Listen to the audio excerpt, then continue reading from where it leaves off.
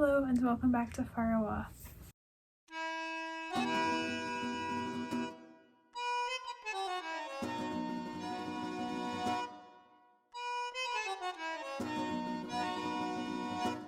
We're talking about a couple of things that I learned from filming my first public short film, The Capulet Girl. So I released the film back in December, which is quite a few months ago. The assignment for my English class, it was just to make any project in any medium you want in response to the question, who is at fault, after reading the book Romeo and Juliet. As soon as the teacher said we could do a film, I knew that's what I wanted to do, and since we had just read the book, I basically just followed that as my script. So I did do a bit of historical research of like what fashion would look like in like the 15th century Italy for a wealthy family, and obviously I didn't recreate it exactly, but I feel like it was there somewhere. The costumes I pretty much just made up right before I was gonna do the scene. I knew I had some pieces I could work with, but before the scene I was just like, oh, I'll put this on. The clothes I had were either I had them before, or they were my mom's, or I thrifted them. This is from my grandma. These are from my grandma, they match. This is from my grandma as well. This is from my Aunt Joanne, that's from my Aunt Joanne. That's cool. This is from my Aunt Susan. The flowers I dried myself, but they were from a bouquet. This skirt was my mother's, and this was my mother's, I believe. The whole film was zero budget. I didn't buy anything for the film.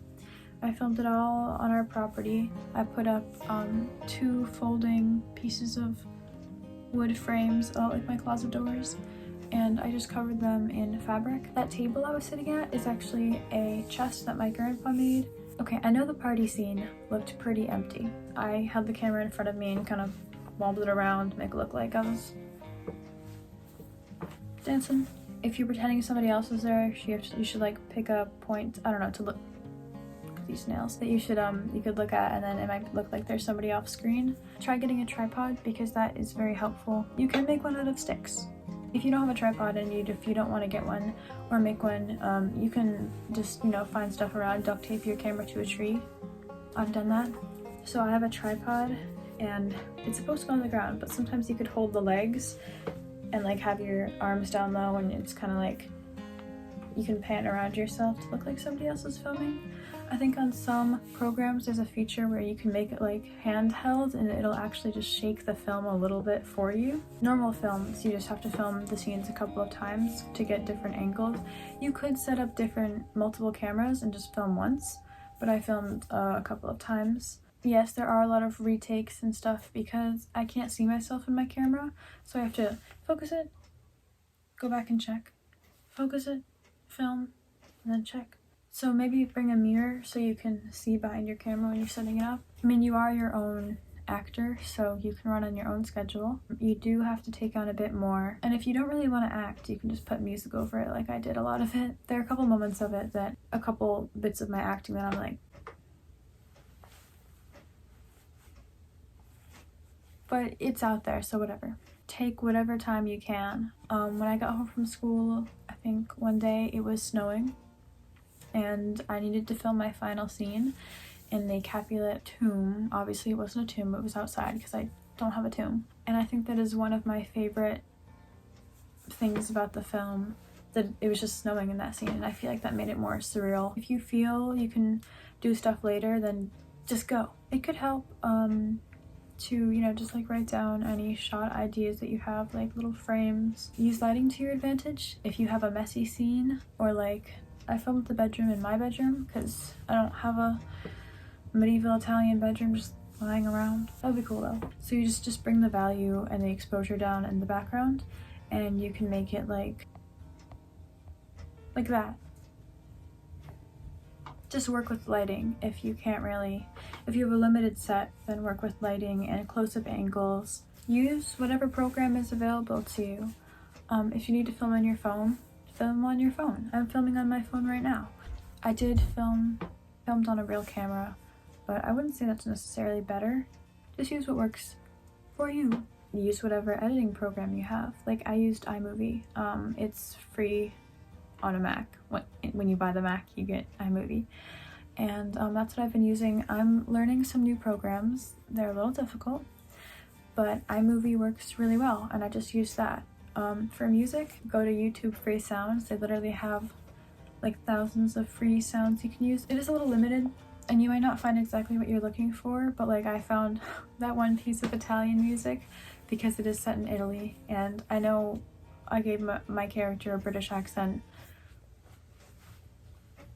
Movies seem to do that when they need a historical character who is not American. They just give it a British accent if they can't do the real accent for some reason. I mean, Shakespeare was British, so I guess we can. For our first film, go for a very low budget. This one was free. Not that your film isn't worthy of great stuff, but if you are worried about the budget and you don't want to have a big budget, I feel like you could find a lot of really helpful stuff or really useful stuff without a big budget at all. If you want to go all out with a big budget, then go ahead. But if you don't want to, I don't think you have to. Tag sales, thrift stores, ask around. People are usually willing to contribute to a cool project. But I got lucky because my grandma and my aunt happened to give me some nice jewelry, and I had some of the, like, you know, all the costume pieces already and the scenes I needed. Okay, in the end, I was tired of wearing the extension, and I was like, look, I have short hair, I might as well use that. And I couldn't kill her. Like, really, come on, Romeo is not that great a catch, just saying. Well, in that scene where she's arguing with her parents, she enters her villain era and girl bosses, and then she goes and is cool. Here are the weapons.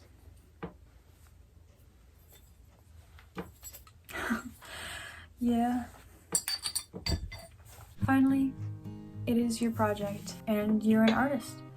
And a lot of artists, they don't like to look back at their work because, I don't know, it's like, cringe, embarrassing, not your best work, whatever. But it doesn't have to be what you think is your best, because it's still it's gonna be super cool. And I have a hard time getting over this because when I watched it back the first time, I was literally like, oh my god, I can't believe that's on the internet. But it's cool and it's out there, and even if you don't like it, it's a start. If you don't put anything out, or if you don't make anything at all, then you're never going to improve and you're never going to do anything, I guess. So just get started and do it, and know that even if you're not like super proud of your product, you probably should be pretty proud. Even if you're like, oh, that's cringy, like, whatever. Most actors, artists, whatever, don't really like watching their work because there's always something they can improve upon, and that's true. But at some point you have to say, I'm just gonna put it out. So do it. Yeah. Oh, that was terrible. Unfortunately, I didn't have very many funny bloopers because it was just myself, and so I just was like, oh, okay. Anyway, thank you so much for watching. I hope you learned something. Goodbye for now. Go make some art. In whatever form you think that might be. Or do some hobbies and do some stuff. Thank you. Goodbye. Here's me as Juliet. Here's my little lady. Here's my little man. Here is the set. Here's some hair. Ripped it off of Count Paris. Just kidding. There's my camera. There's my cat. There's my dog.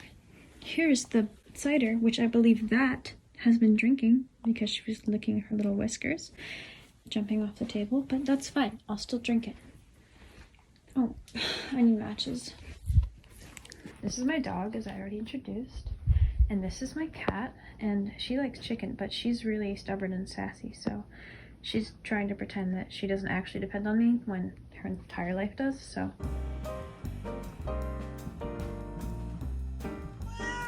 Look at this, that has a little angel one.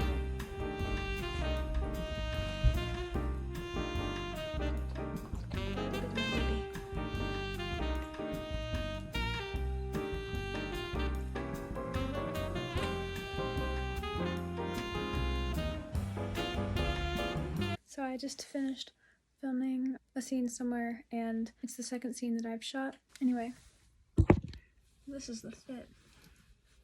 Got the hair. I got the necklace, earrings to match. Baby's breath. This skirt that I made. this backwards bodice, and I think I look pretty good. I'm excited. Wait a minute.